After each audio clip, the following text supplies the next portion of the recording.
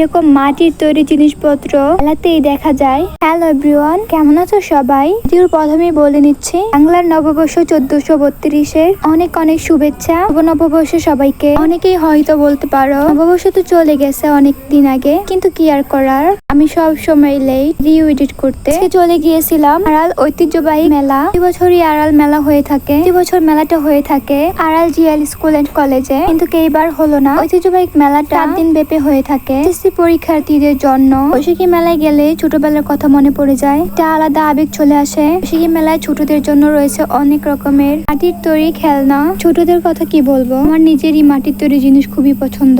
আমি ছোটবেলায় মেলায় গেলেই প্রথমে আর মাটির তৈরি ব্যাংক নিতাম। বৈশাখী মেলা থেকে তুমি ছোটবেলায় কোন জিনিসটা নিয়ে আসতে কমেন্টে জানাবে। আর আমি মেলার প্রথম দিন যাওয়ার কারণে বৃষ্টি ছিল অনেক, দোকানে এত বসে নাই, এমন ভিডিও করতে পারিনি। বৈশাখী মেলায় গেলে দেখতে পাবেন বাংলার ঐতিহ্যবাহী জিনিসপত্র, পোড়া মাটির জিনিসপত্র, হাঁড়ি পাতিল বাঁশ ও কাঠের তৈরি জিনিসপত্র, আচার পাওয়া যায়। বৈশাখী মেলাতে নানা রকমের বাঙালি খাবার পেয়ে যাবে এবং নানান রকমের মিষ্টি এবং মিষ্টান্ন। ছোটদের জিনিসপত্র পাওয়া যায় বেশি। একটা কথা, পহেলা বৈশাখের কথা মনে করলেই অনেকেই ধর্ম টেনে আনেন, কিন্তু আসলে এটা হচ্ছে আমাদের বাঙালি জাতির একটা ঐতিহ্য।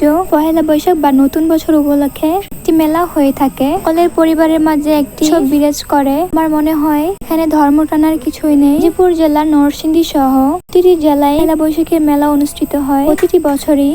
আড়াল পহেলা বৈশাখের মেলাটি প্রতি বছরই 5 থেকে 6 দিন ব্যাপী হয়ে থাকে, কিন্তু এবছর মাত্র 3 দিন অনুষ্ঠিত হবে। চলুন আপনাদের পুরো মেলাটি ঘুরিয়ে দেখাই। বিশেষ করে ফুচকার দোকান ছিল, বাচ্চাদের জন্য নাগরদোলা চরকির ব্যবস্থাও ছিল। পহেলা বৈশাখের মেলা এবার কে কে ঘুরতে গিয়েছেন কমেন্টে জানাবেন। আড়াল ঐতিহাসিক বৈশাখী মেলাটির লোকেশন হচ্ছে গাজীপুর কাপাসিয়া আড়াল বাজার। লোকেশনটা ভুলে যাবেন না কিন্তু। আজকে এই পর্যন্তই। পরবর্তীতে নতুন কোনো ভিডিও নিয়ে দেখা হচ্ছে আপনাদের সাথে। এই পর্যন্ত ভালো থাকুন, সুস্থ থাকুন, আল্লাহ হাফেজ।